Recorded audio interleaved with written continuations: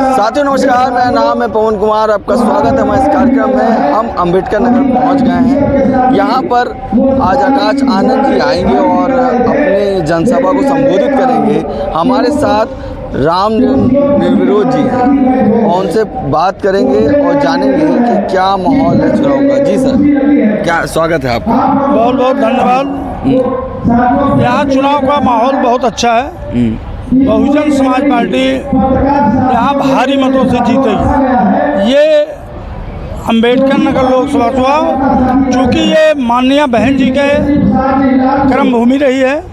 माननीय बहन जी यहाँ से कई बार सांसद रही हैं, विधायक रहे हैं और जहाँ आप खड़े हैं शिव बाबा के मैदान में, इसी जगह से माननीय बहन जी ने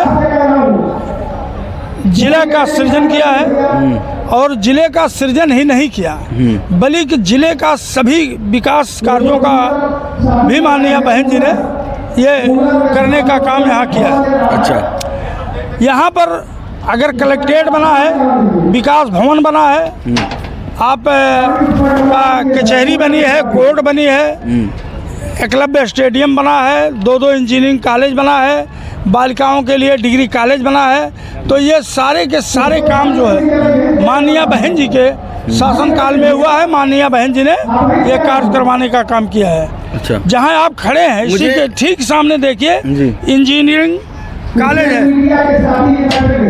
जहां आप खड़े हैं इसी के ठीक सामने इंजीनियरिंग कॉलेज है, महामाया कॉलेज है।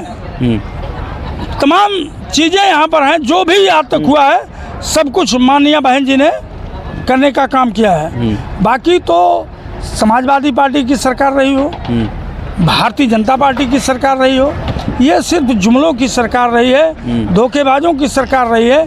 कभी अंबेडकर नगर में एक भी ईंट रखने का काम इन दोनों पार्टियों की सरकार में नहीं हुआ है। अच्छा सर, एक बात मैं पूछना चाहता था कि बताया जा रहा है कि आप बसपा में बहुत पुराने समय से लगे हैं, और कब से आप लगे हैं और तब से लेकर अब तक की बसपा में कैसे देखते हैं।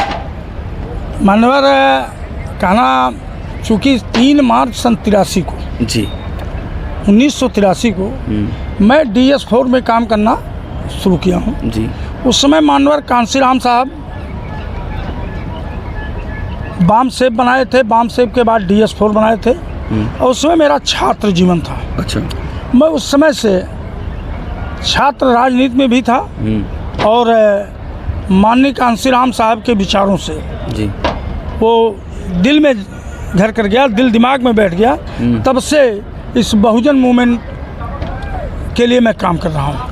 ठीक है, आपने कांशीराम साहब को देखा, मायावती जी को देखा, अब आकाश आनंद को देख रहे हैं, जी क्या ऐसा लग रहा है? मतलब आकाश आनंद के अंदर क्या दिख रहा है आपको? अब जो जोश, जो ऊर्जा माननीय आकाश आनंद जी के साथ है, वो आज के इस समय में हम बहुजन समाज पार्टी के लोगों को उसी की ज़रूरत थी। पूरे बहुजन समाज के लोगों को उसी की ज़रूरत थी। जिस तरह से संघर्ष और जो वो जज्बा उनके अंदर है, वो आज ज़रूरत थी इस देश को और इस समाज को, बहुजन समाज को, कि ऐसा ही एक ऊर्जावान व्यक्ति, एक नौजवान हम लोगों के बीच में आए और बहुजन समाज की राजनीति को धार दे। और पूरी तरह से मैं तो कहूँगा कि पूरे देश में माननीय आकाश आनंद जी, चाहे वो महाराष्ट्र हो, चाहे छत्तीसगढ़ हो, चाहे पंजाब हो, चाहे उत्तराखंड हो, चाहे उत्तर प्रदेश हो, जहाँ भी है, हर जगह जा कर के बहुजनों को जगाने की बात कर रहे हैं, नौजवानों को एकत्र करने का काम कर रहे हैं और बहुजन समाज की समस्याओं से निपटने के लिए अपने इस समाज को तैयार करने का काम कर रहे हैं। आगे का भविष्य कैसे देखते हैं आप? आगे का भविष्य कैसे देखते हैं बसपा का? और आकाश आनंद जी के हाथ में नेतृत्व गया है, एक ऊर्जावान वाली है, जो एक हिसाब से, यार क्या डिस्टर्बेंस का, एक ऊर्जा के साथ वो स्पीच देते हैं और जब इंटरव्यू करते हैं एक बेहतरीन तरीके से देखते हैं। कैसा लगता है? बहुत ही बढ़िया लगा और बहुत बढ़िया लगता है। माननीय आकाश आनंद जी बहुत ही संघर्षशील व्यक्तित्व हैं के धनी हैं और हम चाहते हैं, पूरा समाज चाहता है, पूरा देश चाहता है कि माननीय आकाश आनंद जी के नेतृत्व में हम राजनीति करें। और आज बहन जी इस लोकसभा चुनाव के बाद 2024 के लोकसभा चुनाव के बाद माननीय बहन जी इस देश की प्रधानमंत्री होने जा रही हैं। और आने वाले प्रधानमंत्री जी सीधे आकाश आनंद की बात पे सीधे बयान देते हैं। मतलब ये कैसे देखते हैं कि एक नया लड़का भी तैयार हुआ है, जितनी अच्छा मतलब बोल रहा है कि प्रधानमंत्री सीधे उस पर बचाव कर रहे हैं योगी जी का, ये कैसे देखते हैं? नहीं, ऐसा है, नया लड़का नहीं, ये नहीं, युवा एक लड़का जो, हाँ, हुआ लड़का आप कह सकते हैं, हुआ है, नौजवान है, ये सही है। लेकिन जो परिपक्वता उनके अंदर है वो और लोगों के अंदर देखने को नहीं मिल सकती।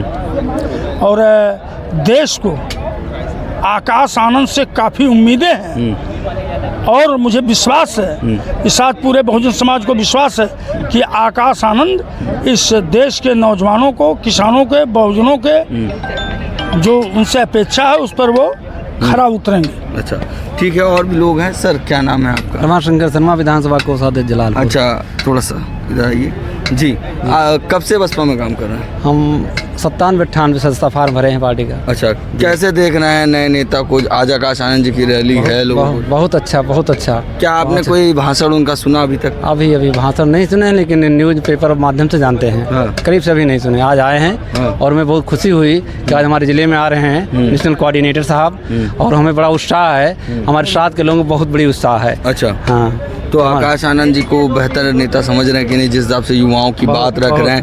वहीं पर राम मंदिर और बाबरी मस्जिद पे सिर्फ बसपा ने ये बात की है, क्या लग रहा है? जिस तरह से माननीय बहन जी ने अपना वक्तव्य दिया है पूरे देश में, आकाश आनंद जी ने भी और माननीय आकाश आनंद जी ने भी अपना वक्तव्य दिया है, अपने बात को रखने का काम किए हैं।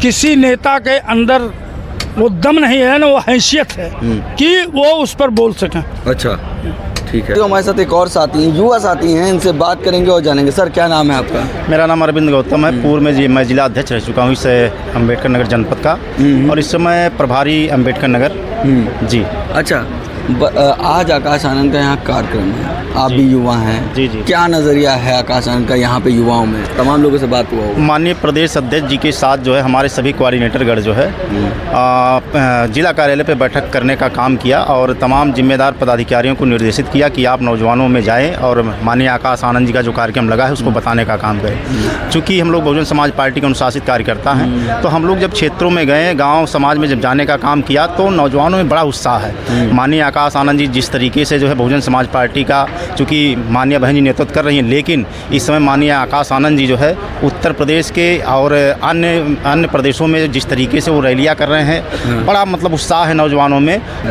आकाश आनंद जी, माननीय आकाश आनंद जी चूँकि नए उभरते जो है बहुजन समाज पार्टी के सितारे हैं, और माननीय बहन जी ने जब से उत्तराधिकारी घोषित किया है तब से कार्यकर्ताओं में और पदाधिकारियों में बहुत बड़ा उत्साह है। जिस तरीके से बहुजन समाज पार्टी के उत्तराधिकारी जब से माननीय बहन जी ने घोषित किया है और भारत के विभिन्न प्रांतों में जब से वो जा रहे हैं, तो नौजवानों में बड़ा उत्साह देखने को मिल रहा है। और मुझे पूरा ये विश्वास है कि जिस तरीके से नौजवान जो है मोबिलाइज होने का काम कर रहा है माननीय आकाश आनंद जी के साथ, आने वाले दिनों में, और ये जो लोकसभा का चुनाव चल रहा है, निश्चित तौर पर पूर्व में जिस तरीके से माननीय बहन जी के नेतृत्व में इस प्रदेश में सफलता पाने का काम हुआ है, उसी तरीके से माननीय बहन जी और खासकर माननीय आकाश आनंद जी के नेतृत्व में पुनः हम लोग जो है बहुजन समाज पार्टी को स्थापित करने का काम करेंगे, और इस उत्तर प्रदेश में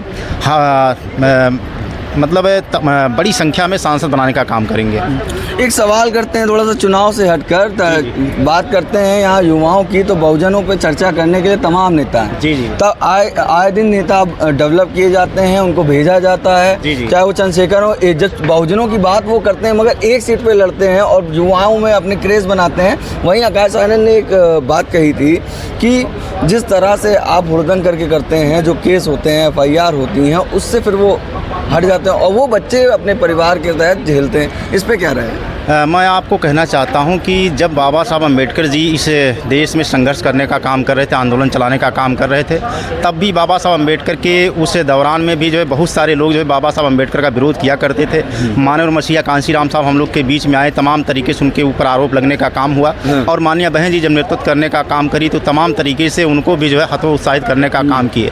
आज वर्तमान स्थिति परिस्थिति में देखते होंगे और मुझे ये माननीय कांशीराम साहब का एक कही हुई बात याद आती है। उन्होंने कहा था कि माननीय मसीहा कांशीराम साहब ने इस बात को कहा था कि समाज में, गांव में जो नीला झंडा है उसमें बाबा साहब या हाथी का निशान पहुंच जाए तो समझ लीजिए कि माननीय मसीहा कांशीराम साहब जिंदा हैं। वो उन्होंने कहा था। और निश्चित तौर पे आप लोग देख रहे होंगे जो है तमाम तरीके से माननीय आकाश आनंद जिस तरीके से चलने का काम कर रहे हैं, और मैं किसी के ऊपर कटाक्ष नहीं करना चाह रहा हूँ। तमाम तरीके से लोग इस समाज में हैं कि जो है मतलब अपने आप को कहते हैं कि मैं माननीय कांशीराम साहब का शिष्य हूँ, लेकिन आप देखें जो है मनुवादी जो पार्टियाँ, जो सामंतवादी विचारधारा की पार्टी, उनसे जाकर मिलने का काम करते हैं और कहीं ना कहीं चुनाव में उनको फ़ायदा पहुँचाने का काम करते हैं। अच्छा, एक बात मैं और पूछूंगा, क्योंकि तमाम जनसभाएं हो रही हैं मगर आकाश आनंद जिस तरह से एनालाइज कर रहे हैं और युवाओं से मिल रहे हैं, वहीं पदाधिकारियों की बात की जाए वो चीज़ करने से सहमत थे, मगर आकाश आनंद सीधे बीच सभा में कोई व्यक्ति है, कोई युवा है, अगर बोल रहा उससे जाके मिलना, उसको सम्मान देना, महिलाओं के सामने, क्या ऐसे पहले कभी दिख पाता है इस बीच?